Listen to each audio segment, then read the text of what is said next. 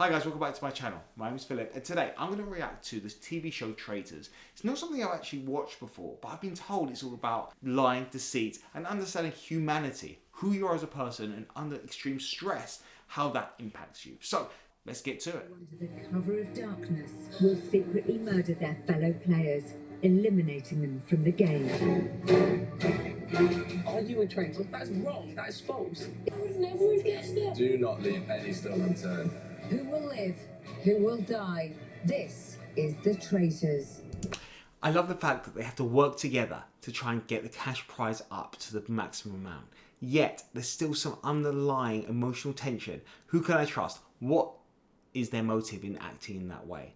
It doesn't feel like there's a safe space for anyone to be themselves and to trust their judgment, because they're working with these people, but in the back of their head they're thinking, are they trying to sabotage me? Are they trying to do something to make me be seen as the traitor? You know the rules. You ready to play? Yeah. Come on. Oh, before we go in, will you just do something little for me? I'd like you in an orderly line, please. From most likely to win to least likely to win. Off you go. That's really interesting. They're asking the contestants to rank themselves because it gives us a picture about how they see themselves in this group setting.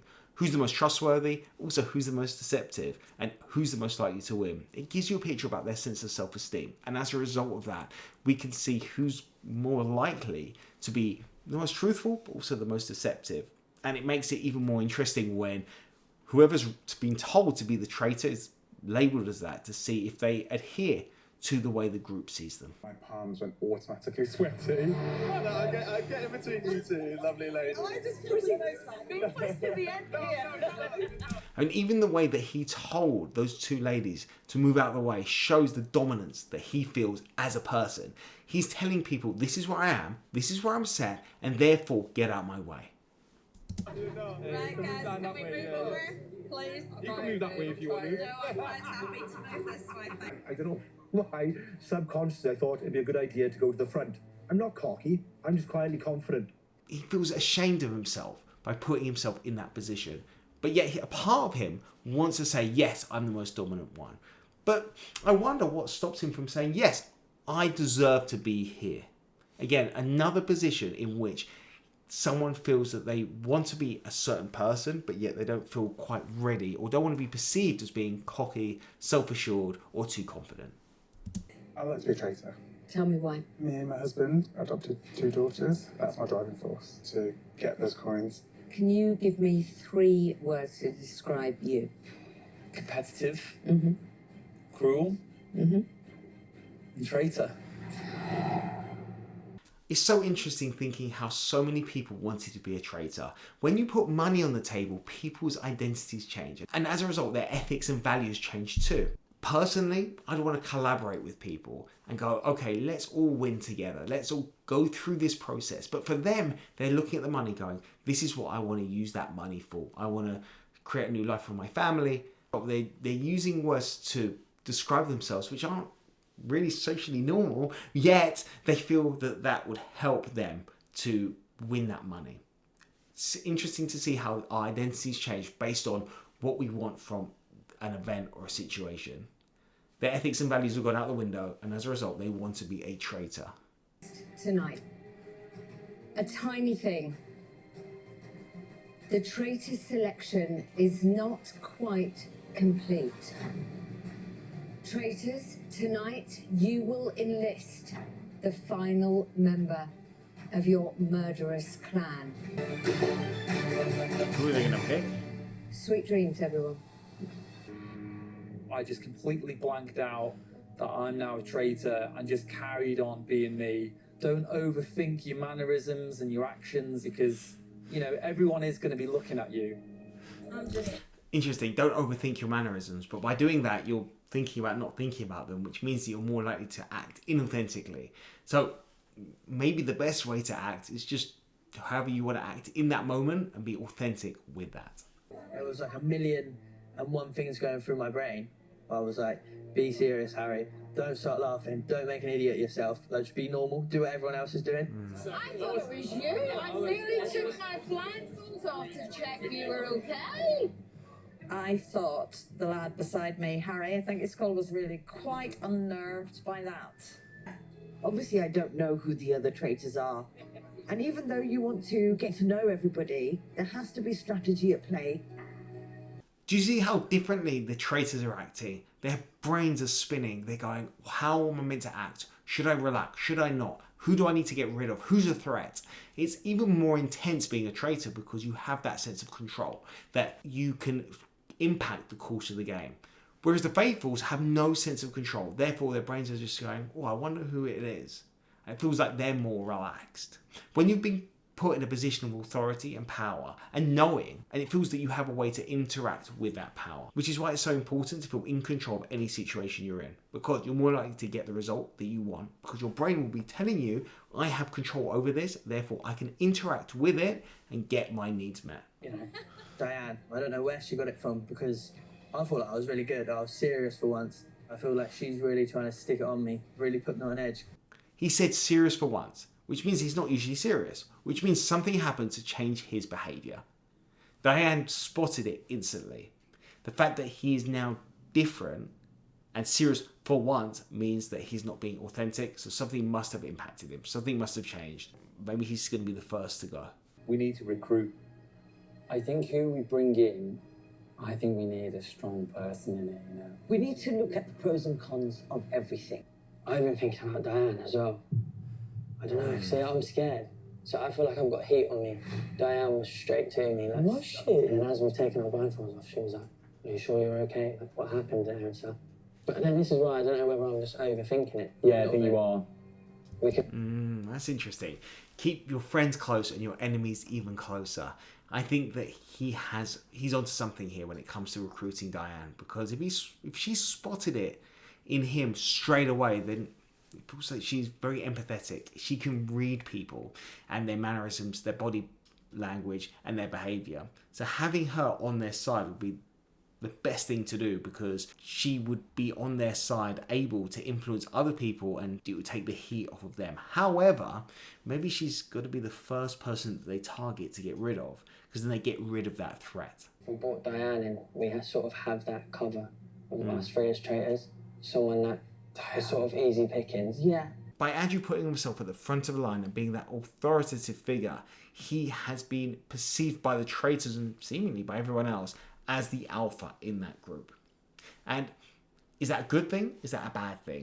It feels like the traitors are a little bit scared of that, and therefore he's first in line to be brought in as a fellow traitor. But I'm not sure for them if it would be the best course of action, because he would then maybe overtake that group and they would have to do his bidding rather than having that more collaborative environment, which it seems that they have right now.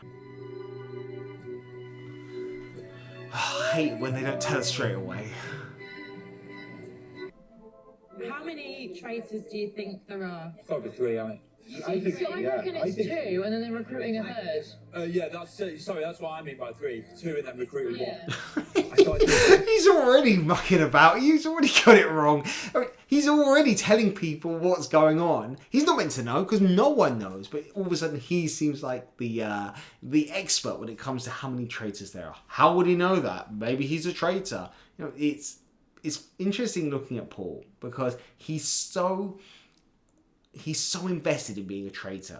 But is that going to be his pitfall? Because he's embodied that identity of, yes, I'm a traitor. I'm proud of being a traitor. And as a result of that, I'm going to embody that in every situation. But the whole point is, he's not meant to embody that identity. He's meant to be hiding it. Maybe why Paul wants to be the traitor is because he's that sense of empowerment, of control over this. But the whole point is that you're meant to have a more passive mindset. So you don't want to be seen as being a traitor by knowing any information. I'm choosing not to look at my other traitors. Hi, gorgeous.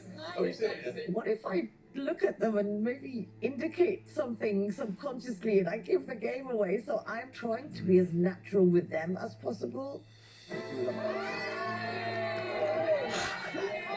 It's so tense. People walking into a room and they're clapping and cheering. It's this sense of, I don't want to be seen as maybe being labelled as a traitor. I don't want to be rude or not acting in this accordance to the rest of the group. I can't hear you. Oh, you're a traitor. She's straight in. She's the first Wow. I was just Straight away. I said, "Are you a traitor?" while I was getting my melon. She just asked her if she's a traitor, and do you see how she wasn't able to answer? She didn't just say no. She asked it straight back, and that's a clear sign that person feels uncomfortable and unable to regulate themselves emotionally. They're shocked. They go, "Oh, I've been seen." When she asked the question back to the person that asked her, she was instantly able to say, "No, I'm not a traitor," because authentically she knows that she's not. When you lie, you get a sense of discomfort. And your brain goes, how am I able to get rid of that? Pass it on to someone else. Change the subject. Do something else to take the heat off of me. But that's a clear sign that someone is lying, because if she wasn't a traitor, she could have just said no. This, players, is a shield. This protects you from being murdered by the traitors, but it does not protect you from banishment. So to be clear, if you go for a shield, then you might be protected from murder, but at what cost? This is interesting in terms of seeing how they see themselves in the group. Whether they're more passive, more active, they take control, they tell people what to do, or if they just run straight for immunity and they're only looking after themselves. Who else needs help? She's gone. So Kyra's gone for the shield. I just went through it and thought, I don't really care what anyone else has to say. Are you alright? The thing is that, okay, they'll get immunity from this task, but in the future, they're going to be labelled as the one that was selfish and took the immunity straight away. The short game is get immunity right now. The long game is maybe even give it to someone else or let someone else get it. You need to get the pieces faster! Push. Okay. Push. Just go around in circles. Words for what I think about the green vote. Tonight, and I really hope it's not me. I hope it's not me. We're going to find out who gets murdered. We've got 2 minutes left. Sick, honestly, I feel really sick. I'm always going to be nervous that I'm going to be murdered. I'll be murdering.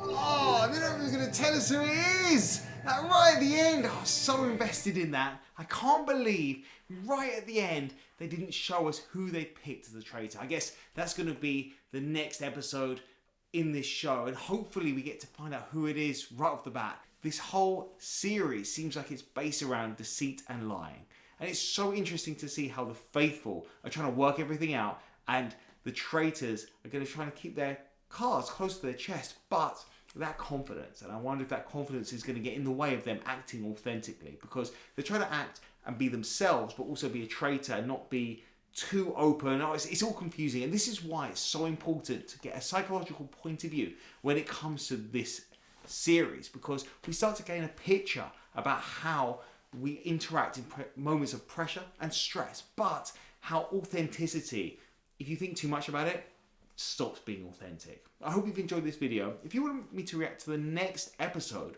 why don't you leave me a comment, or anything else you want me to react to. Also, leave me a comment. I can get to it in a future video. On that note, I wish you all the best. See you next time. Take care.